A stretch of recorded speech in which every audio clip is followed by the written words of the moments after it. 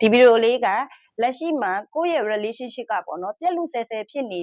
တဲ့အနေထားအဲ့တော့ပြက်လူဆဲဆဲဖြစ်နေတဲ့အခါမှာကိုယ့်ရဲ့တစ်ဖက်သူကရောဒီရဲ့ relationship ကိုအဆုံးသတ်လိုက်ချင်ပြီလားဒါမှမဟုတ်လို့ရှိရင်ရှေ့ဆက်သွားမှာလားတစ်ဖက်သူရဲ့စိတ်နေသဘောထားကဘယ်လိုရှိလဲဆိုတာကို reading ဖတ်ပေးသွားမယ်ဗီဒီယိုလေးဖြစ်ပါတယ်ဒီတော့ကြောင့်မလို့ကိုယ့်ရဲ့ relationship ကဒါပြက်လူဆဲဆဲဖြစ်နေပြီဆိုလို့ရှိရင်เนาะဒါဒီဗီဒီယိုလေးကမိတ်ဆွေတွေဖြစ်ပါတယ်ရှင်အဲ့တော့ relationship တွေဖြစ်တဲ့အတွက်ကြောင့်မလို့ဒါနှစ်ယောက်ကြာဆက်ဆံရေးအဲ့တော့ကိုနဲ့ကိုရဲ့ချစ်သူသို့မဟုတ်ကိုနဲ့ကိုရဲ့အိမ်နောက်ဘက်နော်ဒါမှမဟုတ်လို့ရှိရင်ကိုနဲ့ကိုရဲ့တငယ်ချင်းနှစ်ယောက်ကြာက relationship တွေဖြစ်တဲ့အတွက်ကြောင့်မလို့ဒါလေးတွေကအကျုံးဝင်ပါတယ်နော်အဲ့တော့ဒီလက်ရှိအနေအထားမှာတဲ့ကိုရဲ့တစ်ဖက်သူရဲ့စိတ်ခံစားချက်ကဘယ်လိုဖြစ်နေလဲဆိုတော့ဒီ reading ကိုကြည့်နေတဲ့မိတ်ဆွေတို့အနေနဲ့ကဒီကိုရဲ့တစ်ဖက်သူကိုရဲ့ပါတနာကပေါ့နော်သူတို့ရဲ့သဘောထားသူတို့ဘာလေးတွေဖြစ်ချင်တယ်သူတို့ရဲ့ဆန္ဒကဘာလေးတွေလိုချင်နေတယ်ဆိုတာမျိုးကိုသူတို့ရဲ့စိတ်နေသဘောထားကိုကိုကအမြဲတမ်းမမေးဘဲနဲ့ကိုရဲ့ဆန္ဒတွေကိုပဲရှေ့တန်းတင်နေတယ်လို့ဖြစ်နေတတ်တယ်ဆိုလိုချင်တာကကိုဖြစ်ချင်နေတဲ့ပုံစံကိုပဲကိုကစကားအေးလေးစကားချူချူလေးပြောပြီးတော့မှကိုကလုံယူနေတယ်လို့ဖြစ်နေတာအဲ့ဒီခါမှာတစ်ဖက်သူကဘာဖြစ်လာလဲဆိုတော့သူ့ရဲ့စိတ်ခံစားချက်တွေကိုသူကသူဖြစ်ချင်တာသူလိုချင်တာတွေသူ့အနေနဲ့ကပြောပိုင်ခွင့်လုပ်ပိုင်ခွင့်တွေမရှိတော့ဘူးဖြစ်လာတာအဲ့ဒီအတွက်ကြောင့်မလို့သူ့အနေနဲ့ကဒါရုပ်တရက်ဆိုသလိုဒီရဲ့ဆက်ဆံရေးကစကားများတာရန်ဖြစ်တာမျိုးမရှိဘဲနဲ့ရုပ်တရက်ဆိုသလိုဒီရဲ့ဆက်ဆံရေးကိုသူကဒီဖြတ်ချလိုက်တာ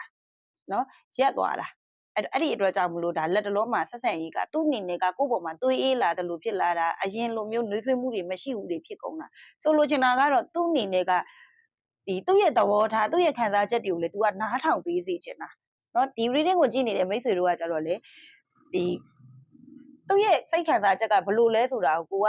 သတိမထားမိလိုက်ဖ ೇನೆ ကိုဖြစ်ချင်တဲ့ပုံစံကိုသွားချင်တဲ့လမ်းကြောင်းတွေကိုပဲဒါချပြနေမိတာနော်ဆိုလိုချင်တာကကိုယ့်ရဲ့စိတ်ဆန္ဒတွေကိုပဲရှေ့တန်းတင်နေတယ်လို့ဖြစ်လာတာအဲ့ဒီအတွက်ကြောင့်မလို့သူကလည်းဒီရဲ့ဆက်ဆံရေးကိုဒါရက်ပလိုက်ချင်တာဖြစ်တယ်သို့ပေမဲ့လို့ခုနပြောသလိုပေါ့နော်သူ့ရဲ့သူဖြစ်ချင်နေတဲ့ဆန္ဒလေးတွေသူပြောချင်နေတဲ့စကားလုံးတွေကိုဒါကိုကနားထောင်ပေးမယ်ဆိုလို့ရှိရင်တော့သူ့အနေနဲ့ကဒီရဲ့ဆက်ဆံရေးကိုသူကရှေ့ကိုဆက်သွားချင်တာပဲဖြစ်တယ်အကယ်၍အဲ့လိုမျိုးမဟုတ်ဘူးသူ့ရဲ့စိတ်ခံစားချက်တွေကိုလေကိုကပေးပြီးတော့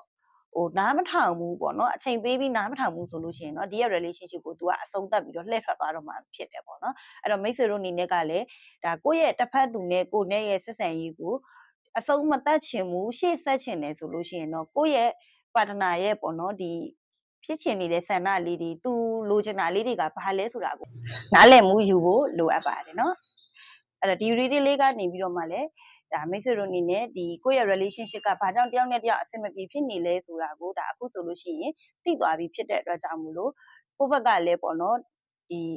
ကိုယ့်အနေနဲ့ကတော့ကိုယ့်ရဲ့ပါတနာကိုအဆင်ပြေစေခြင်းနဲ့စိတ်နဲ့ကိုဖြစ်ချင်တဲ့ပုံစံလေးတွေကိုကဒီလမ်းကြောင်းပေးနေတာလေးတွေဖြစ်ကောင်းဖြစ်လိုက်မယ်။သို့ပေမဲ့တစ်ဖက်သူကကြတော့လေကိုယ့်ပေါ်မှာဒီအထင်မြင်လွဲတာလေးတွေဒါမှမဟုတ်လို့ရှိရင်သူဖြစ်ချင်နေတဲ့ဆန္ဒကိုပေါ့နော်သူ့အနေနဲ့ပြောလို့ကိုမရှိလာတဲ့အခါမှာသူကစိတ်အားငယ်လာတာလေးတွေဖြစ်လာတာအဲ့တော့ဒီရဲ့အရာလေးတွေကိုတယောက်နဲ့တယောက်နားလည်မှုလွဲနေကြတာဒီအရာလေးတွေကိုနားလည်မှုရယူပြီးတော့မှမိတ်ဆွေတို့ရဲ့ relationship တွေကလည်းခုလိုပြက်လူဆဲဆဲဖြစ်နေတဲ့အနေအထားကနေပြီးတော့ကောင်းမွန်တဲ့ relationship တစ်ခုအဖြစ်ပြန်လည်ပြီးတော့တိစောက်နိုင်စေဖို့အတွက်လည်းဆရာမကစတောင်းမြတ်တာပို့တာပေးလိုက်ပါတယ်ရှင် free reading တွေ knowledge sharing တွေကိုလည်းမကြာခဏတင်မိနေတာဖြစ်တဲ့အတွက်ကြောင့်လည်းဆရာမရဲ့အကောင့်ကိုလည်းအထားဖို့မမေ့ပါနဲ့ရှင်မိတ်ဆွေတို့အတွက်တီးသန့် personal reading မြင်မြန်ချင်နေဆိုလို့ရှိရင်တော့ bio မှာတင်မိထားတဲ့ Viber သို့မဟုတ် Telegram သို့မဟုတ် Facebook page messenger တွေကနေလည်း booking တင်ပြီးတော့မြင်မြန်လို့ရပါတယ်ရှင်ဟောကန်ကိုလည်းတိုက်ရိုက်လာရောက်ပြီးတော့မြင်မြန်လို့ရတယ်လို့ online ကနေလည်း booking တင်ပြီးတော့မြင်မြန်လို့ရပါတယ်ရှင်အဓိကကတော့ရက်ချင်းလေးတရက်ကြိုယူပေးဖို့လိုအပ်ပါတယ်ရှင်ဆရာမကတော့မန္တလေးမြို့ပါအရေးအတွက်ထက်တယောက်ဆိုတယောက်ဒီဆရာမထံကိုရောက်လာတဲ့ client တွေကိုအဆင်ပြေစေဖို့ကိုအဓိကထားပြီးတော့မှလိုအပ်တဲ့အကြံဉာဏ်တွေလိုအပ်တဲ့ဆောင်ရရှောင်ရံလေးတွေကိုတိကျလေးစစ်ပေးတာဖြစ်တဲ့အတွက်ကြောင့်မလို့တရက်ကို6ဦးပဲလူကြီးအကန့်အသတ်နဲ့ booking လက်ခံပေးတာပဲဖြစ်ပါတယ်ရှင်နောက်တစ်ခေါက်ဗီဒီယိုလေးတွေမှာပြန်ဆောင်ကြပါမယ်ရှင်